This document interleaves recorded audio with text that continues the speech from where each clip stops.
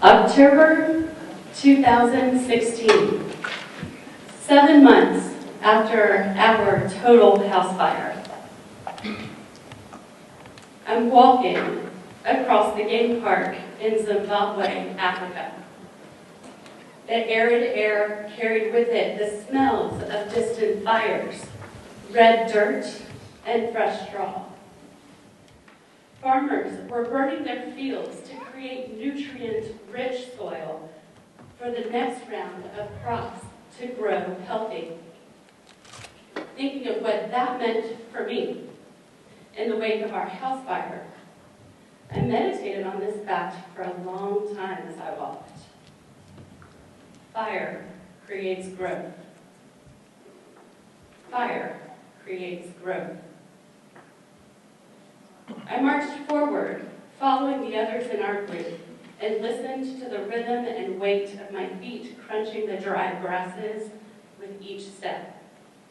The grasses reached my hips and tickled my palms, so my fingers plucked the fibers as I swished through them. Twirling strands into bracelets the way I was taught at summer camp long ago, I thought of how crazy my life had become.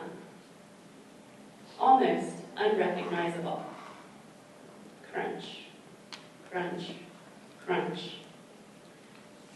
We were hiking to our rustic campsite for the evening where we would sleep under the stars and in the company of our new friends, 3 amazing African elephants, who in this moment were perfectly placed as silhouettes against the breathtaking blood orange sunset. Their names are Toto, Mac, and Mandevu.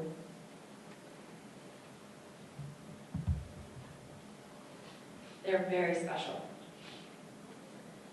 The first time I met these elephants was during the morning sunrise walk at the beginning of our retreat. They were escorted by a minimum of 3 handlers at all times, 24 hours a day, armed with rifles to protect them from poachers who would kill for their tusks and sell to the highest bidder. During their introduction, we kept our distance, but we were close enough to be in awe of their size. Their swift movements as they reached for tree branches ripped them down and shredded them for their own tasty pleasure. As we had more exposure to them throughout the week, and as they grew to trust our scent and sounds and energetic impact, the distance between us and these 3 gentle giants grew closer.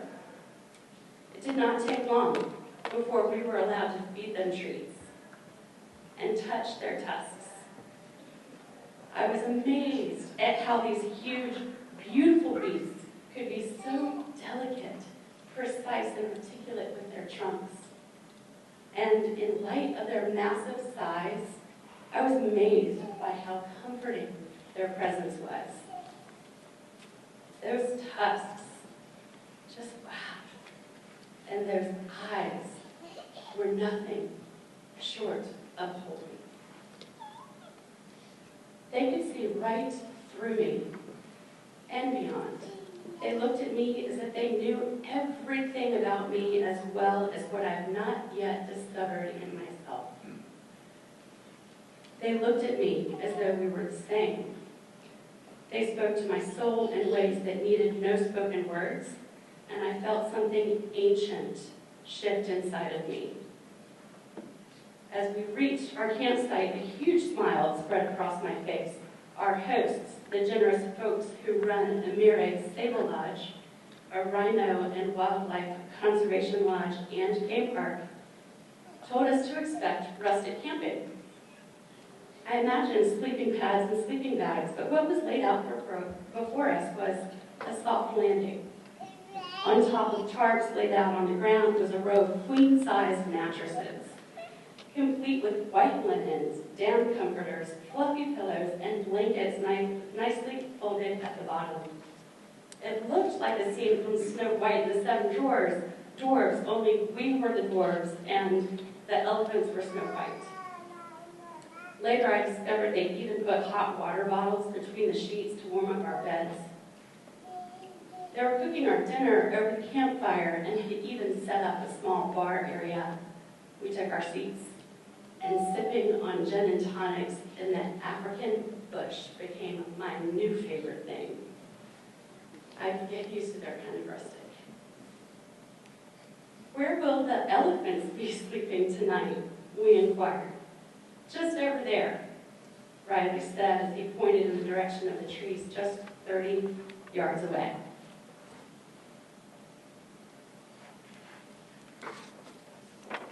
I did not even count the number of shooting stars that night. The Milky Way was in its full glory, expanding in all directions to infinity and beyond. I fell asleep, held in the womb of Mother Africa. Listening to the soft purr of elephants snoring. They really do snore. As I settled in, my body gave way to the nighttime lullabies, and somehow, deep within, I knew my life would never be the same. And I also knew that it would be okay.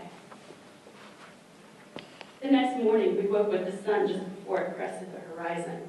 Good morning, Zimbabwe. Polite greetings were shared over coffee and tea and a full, proper British breakfast. Laughter filled the air, and everyone was talking about how the night sky dazzled us into dreamy states of sleep. Some had to get up in the middle of the night and stumble into the tree line with their flashlights to relieve their bladders, scared of being bitten by a snake or other nighttime creepy crawler. The locals, who were by this time became our friends, just listened and smiled at us. I could tell they were laughing quietly to themselves. I was sure of it. I even ribbed Anyway and Edmund about it as they darted their eyes to their colleagues, Marta Pia, Nkosi, Blessing, Polite, and Petrus.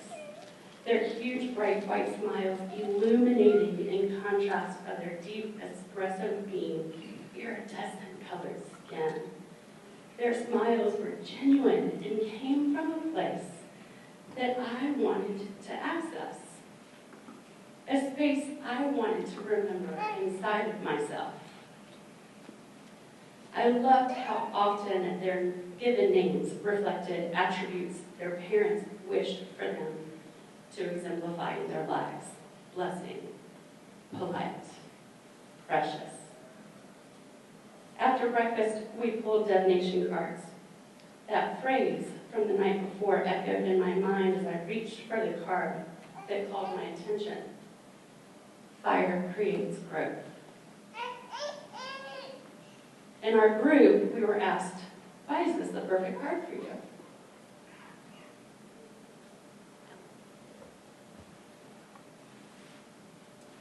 I pulled the Speak Your Truth card and reflected on the image of a red-headed woman with sunken, sultry purple eyes. She seemed tired, as though life had wrung her out. In her fatigue, she also embodied a fierce focus by whatever captivated her gaze. She looked slightly to the side, just off the border of the card, as I held it in my hand. Her hair was pulled up in a messy bun. She had what looked like 3 white orbs in her hair, as though there were pearls of wisdom glued to the ends of bobby pins. From her throat spilled letters of the alphabet, all jumbled up and strung together. Perhaps they were meant to be actual words in some language, but one I could not read. I concluded that this woman also had challenges finding her voice, that so desperately wanted to be understood on the outside of her body and in the world. As this idea settled into my bones, I knew indeed that it was the perfect card for me. At least I knew that was exactly how I felt. I wasn't sure what speaking my truth really meant for me in that moment. The image spoke louder than the words. But I'm sure I made up something to say to the group while they awaited my answer. I just hoped it sounded good. Suddenly, there was commotion on the edge of our campsite, and when I looked up, the elephant handlers were yelling in Shona, the native language of this area in Zimbabwe. I didn't understand what they were saying, but it quickly became obvious. One of the Ellies broke away from the others and walked straight through the center of our campsite. It was intrusive, and she was determined. It was like a toddler breaking free from parents at the mall because of a toy in the window, only this toddler was a 27-year-old, 6,000-pound African elephant, and she knew how to clear a path. It was Mandevu, and she was making her way straight to me. Now let me fill you in on something. You see, just a few weeks before our arrival in Zimbabwe, the whole community of Amire Stable Lodge suffered a huge loss. We didn't learn about it until we were well into our retreat, and the story reflected that of our own.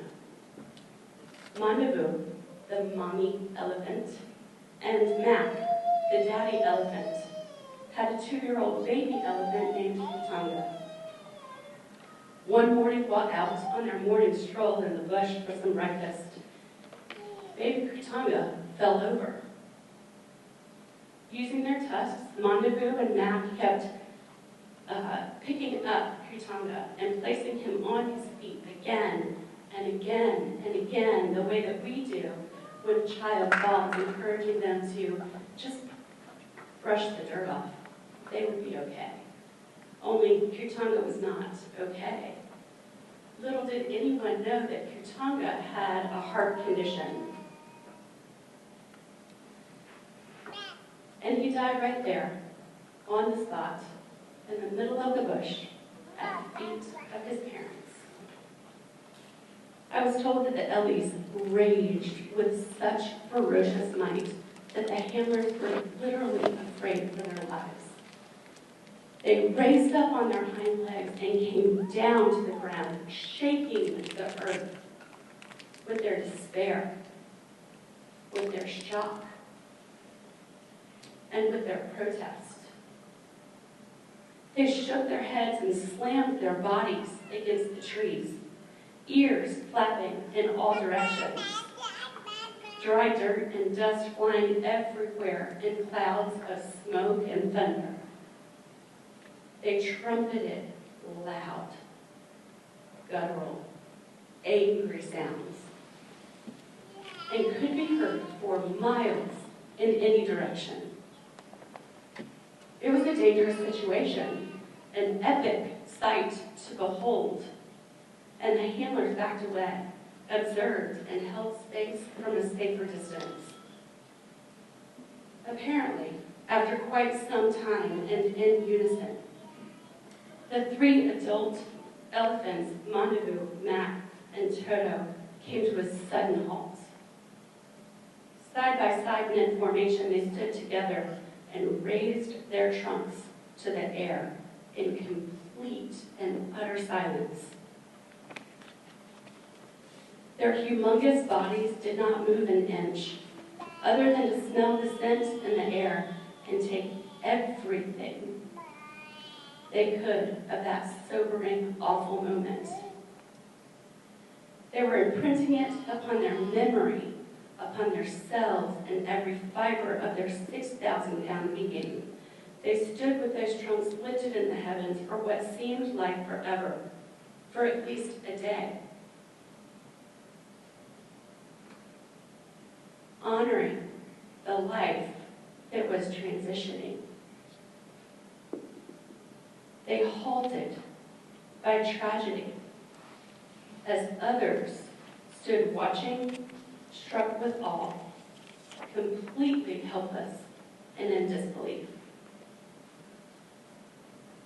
When I heard the story, it immediately put us back at our house fire.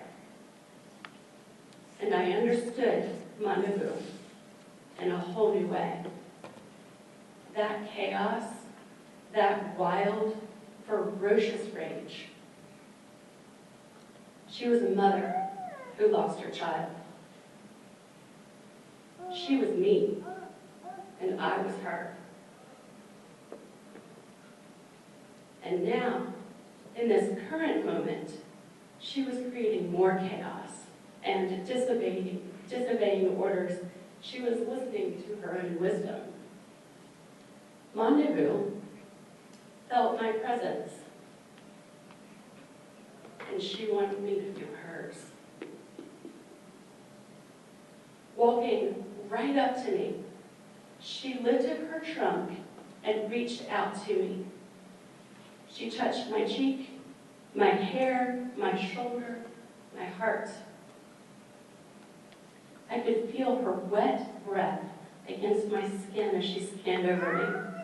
Her trunk searching every part of me, her eyes penetrating mine, and she spoke a language that I could clearly understand. Speak your truth, whispered loudly through my thoughts and lingered in the air between us. Speak your truth was the message that I felt in my heart at that moment, and I promised her I would. I reached for her tusk, and we stood there, honoring one another and feeling into our empty hearts that held our dead children. Now, we held each other as bereaved mothers. I wanted to cry, but I was so absorbed in that moment, no tears came. At this point, Mac, the daddy elephant, had followed her into the campsite as well and was right beside us, reaching out towards my husband, Tom,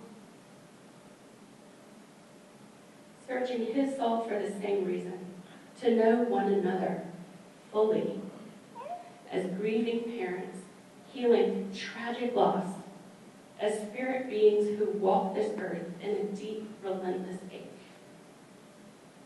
Again, there were others around us witnessing the whole thing. Our friends, as well as the elephant handlers, held their breath and watched it unfold. Again, holding space, this time for 4 parents who found and needed each other.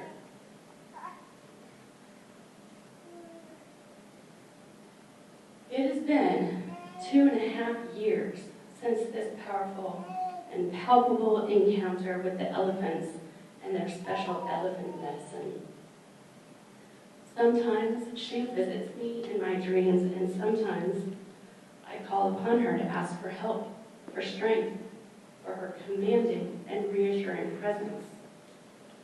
She is never far away from me, and I'm willing to bet she can feel me when I think of her too, even across the Atlantic Ocean. I came away from that first visit to Zimbabwe with a full heart and deep gratitude for all the landscapes, the animals, the people we met there. They taught me so much about holding deep grief and tragic experiences in a way that those experiences also become medicine for healing and growth for myself and for others. They taught me how to find laughter and hope inside of any moment. They pulled back some layers of grief just by sharing themselves and their stories of loss.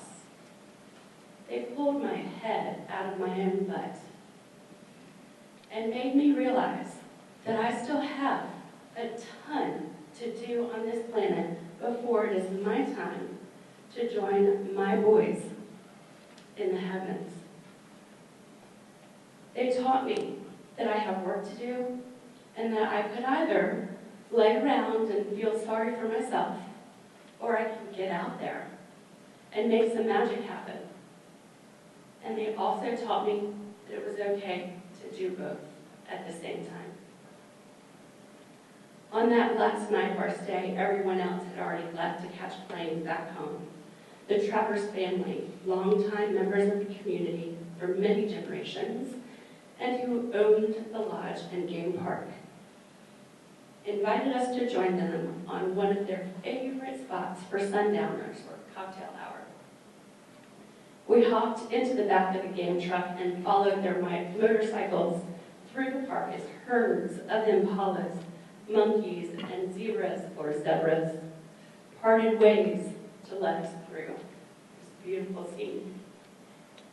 We arrived at Castle Kopi, a huge mountain of a boulder that jetted straight up from the earth and touched the night sky. No one can explain how these boulder structures got there. The locals believe that they are sacred places, where at one point there was enough elevated consciousness in the world that the world stopped spinning, and the sheer force of that sudden halt erected these massive structures in its place, marking the place of spiritual enlightenment. These mountainous boulders were like churches to them. Using steep stone stairs and a ladder here and there, we climbed to a special spot that overlooked the entire land and reservoir. It was absolutely breathtaking. To be in the midst of this magic brought forth quiet tears. The sunsets were so drastic. All of Zimbabwe was drastic. One of the family members inquired about Patrick, our 10-year-old, and Logan, our 5-year-old. They wanted a sense of their personalities and what made them light up. They poured me a glass of wine, and we all shared story after story, and we did not stop laughing for a long time. Tom and I took the opportunity to snap a few pictures of the sunset as it was really showing off for us that night. One of the family members spoke up and announced she and her husband were pregnant and expecting a child. We all celebrated with more wine and more photos and hugged on one another. I felt a sense of belonging that just felt so damn good. I scrolled through the photos on my phone that I had just taken and in amazement shoved my phone into the hands of Judy, the matriarch of the family. Look, do you see it? Do you see it? Judy poured over my phone and began to zoom in. Her jaw dropped, and I knew she saw it too. In the clouds, rising high above the horizon, there was a shape of a huge angel, completely sprawled out and covering the entire expanse of the sky in the frame. You could see the angel's face and extended arms, all lit up in rich pink hues, as though blanketing the entire land with a blessing that good things were coming. Indeed, good things were coming, and at the moment, the promise of those blessings was enough. Do any of you see it? Angel in the clouds?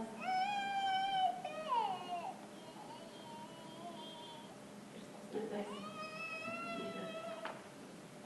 Hang on.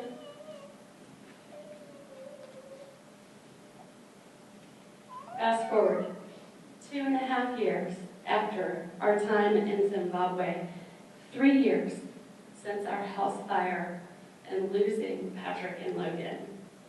And we're here at Sound the Alarm Summit. It's hard to believe that so much time has passed when it seems like yesterday. Tom and I have traveled far and wide, both internationally and domestically. People do that when they're grieving.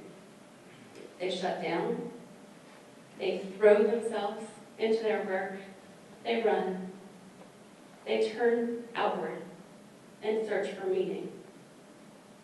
They do all these things, sometimes all at the same time. I have remained an active volunteer at the school where my boys attended, sensing that Patrick and Logan's friends would find healing as they witnessed me finding mine. Communities heal together. We have bought a new house, and we really appreciated when Chief Hoback from Roanoke City Fire and Rescue and Tiffany Bradbury who we all love and adore, came to our house and personally checked every room, every smoke alarm, every fire extinguisher, every escape ladder, every outlet to assure us of proper safety and installation. We have joined forces with the efforts of our local fire departments to amplify their message. We love seeing Chief Simons and Tim here. We wish to influence the statistics on fires and safety instead of just being one. We have spoken to groups young and old, large and small, about fire safety practices in schools, at music festivals, and local interest groups, on podcasts and Facebook Live feeds. We have used our own personal social media platforms to leverage these messages, reminding folks to check smoke alarm batteries, practice their fire escape plans, have meeting place. I love being asked to speak here. Thank you, Tiffany. We have also taken a deep dive and embraced our healing process by reaching for traditional and allopathic therapies of all kinds. We are doing our work because the second we give up on that, we could implode. And really, we don't have time for that. We know that fighting the depression means owning it. Wishing for what was means being grateful for what is. Finding the light means also embracing the shadow. And being here on this earth means taking care of ourselves and one another in new ways. It's all or nothing, folks. It's a mindset, and it's that simple. Even though it's the hardest freaking thing, simple never means easy. We have also had a baby girl. She lights up the world and has quickly become very popular. I just might have met my match with her red hair and feisty personality. In this, she is insistent, determined, and the most loving, vibrant, dance-breaking ball of joy that's blessed us. Tom and I believe she was special ordered from her big brothers, Patrick and Logan, who always asked us for a baby sister. Our answer, by the way, was always no. They were enough for us to handle. But clearly, they have superpowers now and pulled a fast one on us with little Miss Trinity Acadia McKinnon. She's got me first up. I was really trying hard to self-induce my labor contractions on my mother's birthday. Instead, she decided, with a little push from her big brothers, to be born on Star Wars Day. May the 4th be with you. It just so happens that 2 Star Wars blankets were retrieved from my car the night of our fire.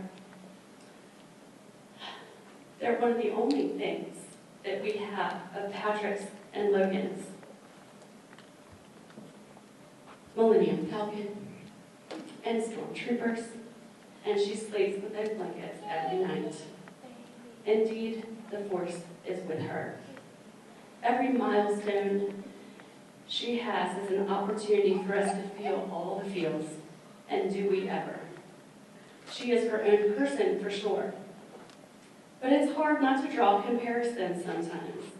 She looks like Patrick when she sleeps and is reading books, and she's as wild, perhaps even more so, than Logan. They could have been twins. Tom has gone back to work full throttle, and I'm launching my new business and writing a book. Our intention is to use our story to catapult others where they're stuck in a place of heaviness, due to whatever pain points and circumstances are crippling them. I desire to meet them where they are and teach them what I've learned. After decades of working with the body as a massage therapist and childbirth doula, working with group dynamics and pilgrimages, leading retreats of all kinds, and certainly with the real-life street cred of navigating and alchemizing my own grief. One of my mentors, Father Richard Rohr, states that the path of transformation is paved in one of two ways: through great love and through great suffering. I am one of those that have both. And I'm here on this planet to share what I know and facilitate that transformational process in others. I want to help others create meaning out of pain and suffering so they can find love again. Love of self, love of others, love of living this life we are gifted and privileged to live one day at a time. I desire to speak on stages, much like this one, and create maximum impact, and perhaps enroll listeners to my coaching programs and retreats, and we are just getting started. Through massive compassion and self-awareness, through deep connection to one's higher self and anchored by spiritual values and beliefs, through and with community, we can do the hard things, and we can be our own heroes. I owe this to my boys. I owe this to my daughter. I owe this to myself, my family, and my community, as we are all impacted by tragic loss and the grief that follows. Thank you for having me here today and for trusting me with your hearts. Thank you for the devotion you possess and the service you offer to so many. Thank you for showing up in those moments of raw tragedy and hardship, and for your willingness to do the hardest things in the hardest moments. Thank you for sharing the burdens with us when life is at its worst, for running into the flames as our lives are forever marked and forever changed. Thank you, thank you, thank you. Now, in the middle of your table, fold it in half. There's a little form to fill out so that you and I can stay in touch. You may drop them in the baskets. There's one at that door and one at that door. I would like to gift you a copy of this talk, as it is a chapter in my upcoming book. I would also like to gift you with helpful ways to navigate loss and grieving, whether that's a path you are on or someone else you know and love. These forms are really important, so make sure you fill one out and leave it in the basket by the door. There will be a drawing for an Amazon gift card for those forms turned in. Behind me is a slide of my amazing boys. That's Patrick on the left and Logan on the right. He always looked like he was thinking.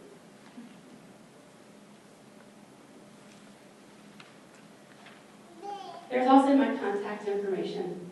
Please use it. There's a link to download those gifts that I am talking about right there.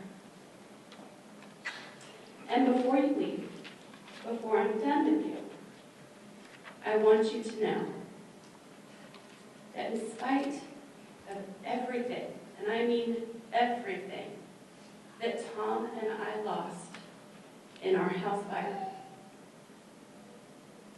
we know the firefighters and first responders that showed up Torpedo Night, we know they did their best in an impossible situation with the resources that were available and the skills that they had. I want you to know that we know that everything that could have been done was done. We know your hearts also break with ours. We still feel the presence of our boys, and we still feel how they motivate us and move us forward. I want you to know they can also help you. You don't have to burden yourselves with what you should have or could have done in any similar circumstances that you have also been faced with. You just have to give yourself even more grace. Show up the next time and be willing to do your best. Walking into the places that no one else would. God bless you. God bless you. God bless you.